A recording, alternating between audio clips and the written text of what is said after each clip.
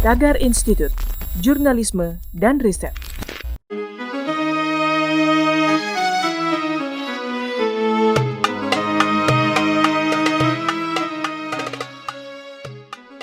Halo Tagarians, para penonton Tagar TV dan juga pembaca Tagar ID, apa kabarnya? Senang sekali saya, Kori Olivia, bisa kembali menemani Anda di Tagar TV. Hari ini saya ingin membacakan kisah pilihan redaktur Tagar tentang Nabi Yakub alaihissalam. Nabi Yakub adalah putra Nabi Ishak bin Ibrahim alaihissalam. Kelahiran Yakub telah disampaikan oleh para tamu Nabi Ibrahim yang terdiri dari beberapa malaikat dari istrinya Sarah.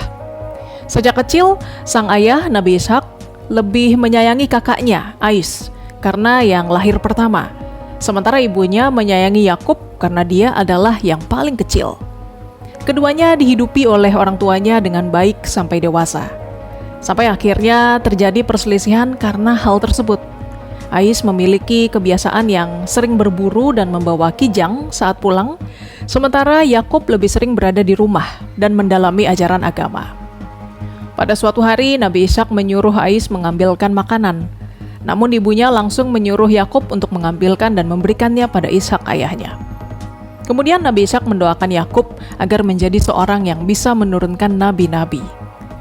Mendengar Yakub didoakan ayahnya untuk mendapatkan keturunan nabi-nabi, Ais kecewa dan sangat marah kepada Yakub hingga merencanakan sesuatu.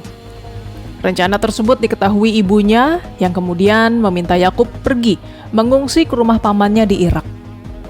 Nabi Yakub pergi berhijrah ke Padan Aram menemui sang paman bernama Laban bin Batuil. Sesuai nasihat ayah, Nabi Yakub menuju kota Padan Aram yang berada di Irak. Setelah berhari-hari melewati padang pasir, tibalah Nabi Yakub di kota tersebut. Untuk mencari rumah sang paman, Yakub bertanya kepada salah satu penduduk tentang kediaman Laban bin Batuil. Penduduk tersebut menunjuk ke arah Rahil, seorang gadis yang cantik jelita yang kebetulan merupakan putri kedua dari Laban bin Batuil. Setelah memperkenalkan diri kepada Rahil, Nabi Yakub diajak untuk bertemu dengan ayahnya, Laban bin Batuil. Dalam pertemuan itu, Nabi Yakub menyampaikan pesan ayahnya agar mereka berdua menjadi besan dengan menikahkan salah satu putri Laban dengan Nabi Yakub. Sang paman menyetujui pesan tersebut dengan syarat mengembalakan hewan ternak miliknya selama 7 tahun. Dan Nabi Yakub menyanggupi.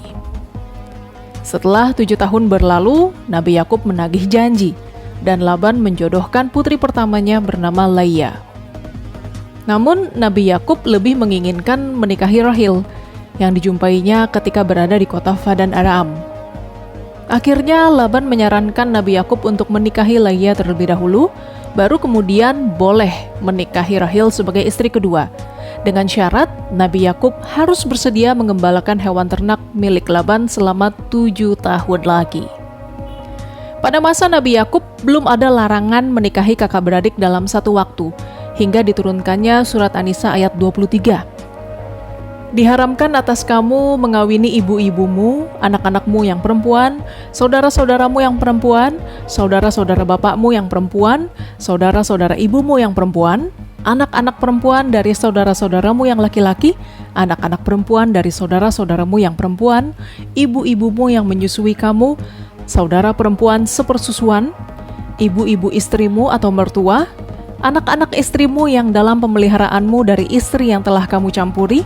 Tetapi jika kamu belum campur dengan istrimu itu dan sudah kamu ceraikan, maka tidak berdosa kamu mengawininya. Dan diharamkan bagimu istri-istri anak kandungmu atau menantu, dan menghimpunkan dalam perkawinan 2 perempuan yang bersaudara, kecuali yang telah terjadi pada masa lampau. Sesungguhnya Allah Maha Pengampun lagi Maha Penyayang. Suatu ketika Laban menghadiahkan kepada kedua putrinya 2 pembantu perempuan bernama Zulfa dan Bahla. Beberapa tahun kemudian, Nabi Yakub juga menikahi kedua pembantu istrinya tersebut.